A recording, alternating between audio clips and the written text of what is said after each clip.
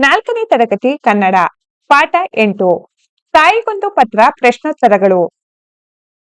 ಅಭ್ಯಾಸ 9 ವಾಕ್ಯದಲ್ಲಿ ಉತ್ತರ ಬರೆಯಿರಿ. ಮಕ್ಕಳೇ, ಪ್ರಶ್ನೆಗಳನ್ನು 1 ಬಾರಿಯೂ ಉತ್ತರಗಳನ್ನು 2 ಬಾರಿಯೂ ಹೇಳಿರುತ್ತೇನೆ, ಗಮನಿಸಿ. ಪ್ರಶ್ನೆ 1. ಅಜ್ಜ ಮಕ್ಕಳನ್ನು ಎಲ್ಲಿಗೆ ಕರೆದುಕೊಂಡು ಹೋಗಿದ್ದರು?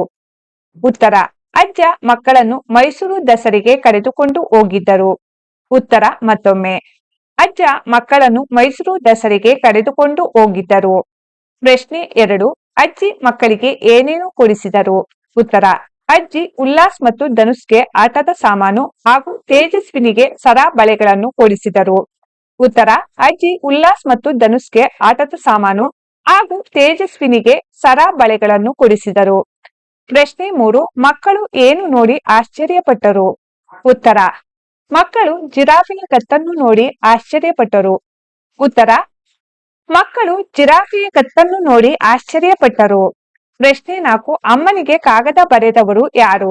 ಉತ್ತರ: ಅಮ್ಮನಿಗೆ ಕಾಗದ ಬರೆದವರು ಉಲ್ಲಾಸ್. ಉತ್ತರ ಮತ್ತೊಮ್ಮೆ: ಅಮ್ಮನಿಗೆ ಕಾಗದ ಬರೆದವರು ಉಲ್ಲಾಸ್. ಮುಖ್ಯ ಪ್ರಶ್ನೆ 2. 2 ಅಥವಾ 3 ವಾಕ್ಯಗಳಲ್ಲಿ ಉತ್ತರ ಬರೆಯಿರಿ. ಪ್ರಶ್ನೆ 1. ಮೈಸೂರು ದಸರೆಯಲ್ಲಿ ಉಲ್ಲಾಸನು ಏನೇನು ನೋಡಿದನು? ಉತ್ತರ: ಮೈಸೂರು ದಸರೆಯಲ್ಲಿ ಉಲ್ಲಾಸನು ಮೆರವಣಿಗೆಯಲ್ಲಿನ ಸ್ತಬ್ಧ ಚಿತ್ರಗಳು, ಕಲಾ ತಂಡಗಳ ಪ್ರದರ್ಶನ, ಆನೆ ಮೇಲೆ ಅಂಬಾರಿಯಲ್ಲಿದ್ದ ಚಾಮುಂಡೇಶ್ವರಿ ದೇವಿ ಹಾಗೂ ಪಂಜಿನ ಕವಾಯತ್ ನೋಡಿದನು. ಉತ್ತರ ಮತ್ತೊಮ್ಮೆ: ಮೈಸೂರು ದಸರೆಯಲ್ಲಿ ಉಲ್ಲಾಸನು ಮೆರವಣಿಗೆಯಲ್ಲಿನ ಸ್ತಬ್ಧ ಚಿತ್ರಗಳು, ಕಲಾ ತಂಡಗಳ ಪ್ರದರ್ಶನ, ಆನೆ ಮೇಲೆ ಅಂಬಾರಿಯಲ್ಲಿದ್ದ ಚಾಮುಂಡೇಶ್ವರಿ ದೇವಿ ಹಾಗೂ ಪಂಜಿನ ಕವಾಯತ್ ನೋಡಿದನು. ಪ್ರಶ್ನೆ 2. ಪ್ರಾಣಿ ಸಂಗ್ರಹಾಲಯದಲ್ಲಿ ಯಾವ ಯಾವ ಪ್ರಾಣಿಗಳು ಇದ್ದವು? ಉತ್ತರ: ಕೆಂಪು ಮತ್ತು ಕಪ್ಪು ಮುಖದ ಕೋತಿಗಳು, ಸಿಂಹ, ಆನೆ, ಜಿಂಕೆ, ಹಿಂಡು, ಹುಲಿ, ಚಿರತೆ ಮತ್ತು ಗೆಂಡಮೃಗ ಪ್ರಾಣಿಗಳು ಪ್ರಾಣಿ ಸಂಗ್ರಹಾಲಯದಲ್ಲಿ ಇದ್ದವು. ಉತ್ತರ ಮತ್ತೊಮ್ಮೆ: ಕೆಂಪು ಮತ್ತು ಕಪ್ಪು ಮುಖದ ಕೋತಿಗಳು, ಸಿಂಹ, ಆನೆ, ಜಿಂಕೆ, ಹಿಂಡು, ಹುಲಿ, ಚಿರತೆ ಮತ್ತು ಗೆಂಡಮೃಗ ಪ್ರಾಣಿಗಳು ಪ್ರಾಣಿ ಸಂಗ್ರಹಾಲಯದಲ್ಲಿ ಇದ್ದವು. ಪ್ರಶ್ನೆ 3. ಉಲ್ಲಾಸನಿಗೆ ಸಂತೋಷವಾಗಲು ಕಾರಣವೇನು? ಉತ್ತರ: ಉಲ್ಲಾಸನ ಅಜ್ಜ ಮತ್ತು ಅಜ್ಜಿ ಮೈಸೂರು ದಸರೆಗೆ ಕರೆದುಕೊಂಡು ಹೋಗಿದ್ದರು.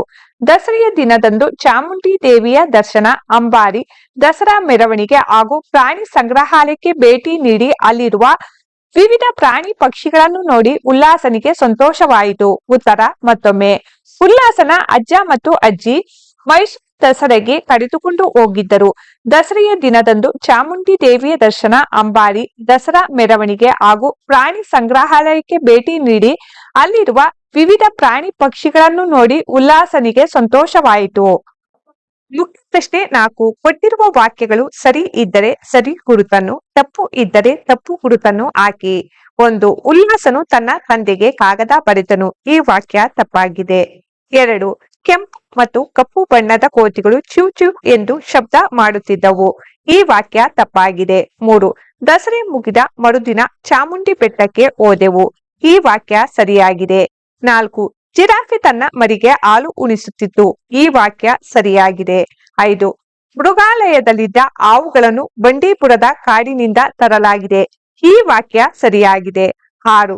ದಸರೆ ಹಬ್ಬ 6 ದಿನ ನಡೆಯುತ್ತದೆ. ಈ ವಾಕ್ಯ ತಪ್ಪಾಗಿದೆ.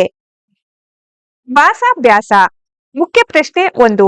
ಮಾದರಿಯಂತೆ ಲಿಂಗ ಬದಲಾಯಿಸಿ ಬರೆಯಿರಿ. ಮಾದರಿ: ಅಜ್ಜ, ಅಜ್ಜಿ.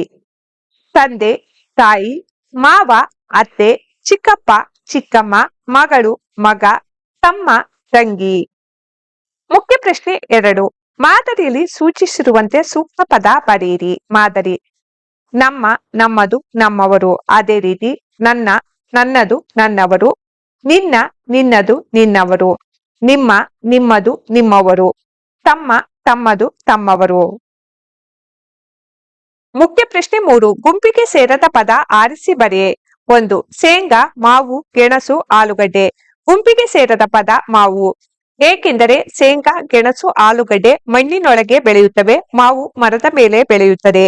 2. ಕಾಗೆ, ಗೂಬೆ, ಕೋಗಿಲೆ, ಗೆಂಡಮೃಗ. ಗುಂಪಿಗೆ ಸೇರದ ಪದ ಗೆಂಡಮೃಗ. ಏಕೆಂದರೆ ಕಾಗೆ, ಗೂಬೆ, ಕೋಗಿಲೆ ಪಕ್ಷಿಗಳಾಗಿವೆ, ಗೆಂಡಮೃಗ ಪ್ರಾಣಿಯಾಗಿದೆ. 3. ಬಾಳೆಹಣ್ಣು, ಇಡ್ಲಿ, ವಡೆ, ದೋಸೆ. ಗುಂಪಿಗೆ ಸೇರದ ಪದ ಬಾಳೆಹಣ್ಣು. ಏಕೆಂದರೆ ಇಡ್ಲಿ, ವಡೆ, ದೋಸೆ ಬೇಯಿಸಿರುವ ಪದಾರ್ಥ, ಬಾಳೆಹಣ್ಣು ಬೇಯಿಸಿರುವುದಿಲ್ಲ. 4. ಚಿರತೆ, ಗಿಳಿ, ಸಿಂಹ, ಹುಲಿ. ಗುಂಪಿಗೆ ಸೇರದ ಪದ ಗಿಳಿ. ಏಕೆಂದರೆ ಚಿರತೆ, ಸಿಂಹ, ಹುಲಿ ಪ್ರಾಣಿಗಳಾಗಿದೆ, ಗಿಳಿ ಪಕ್ಷಿಯಾಗಿದೆ. ಮುಖ್ಯ ಪ್ರಶ್ನೆ 4. ಈ ಪದಗಳನ್ನು ಉಪಯೋಗಿಸಿ ಸ್ವಂತ ವಾಕ್ಯ ರಚಿಸು. 1. ಕ್ಷೇಮ. ನಾನು ನಮ್ಮ ತಂದೆ ತಾಯಿಯ ಕ್ಷೇಮಕ್ಕಾಗಿ ದೇವರಲ್ಲಿ ನಿತ್ಯ ಪ್ರಾರ್ಥಿಸುತ್ತೇನೆ. 2. ಪ್ರಾಣಿ ಸಂಗ್ರಹಾಲಯ. ಪ್ರಾಣಿ ಸಂಗ್ರಹಾಲಯದಲ್ಲಿ ನಾವು ಹುಲಿ, ಸಿಂಹ, ಆನೆಗಳನ್ನು ನೋಡಬಹುದು. 3. ಉದ್ಯಾನವನ. ನಾನು ಉದ್ಯಾನವನದಲ್ಲಿ ಆಟವಾಡಲು ಇಷ್ಟಪಡುತ್ತೇನೆ. 4. ಸೂಚನಾ ಫಲಕ. ಉದ್ಯಾನವನದಲ್ಲಿ ಸೂಚನಾ ಫಲಕ ಇರುತ್ತದೆ.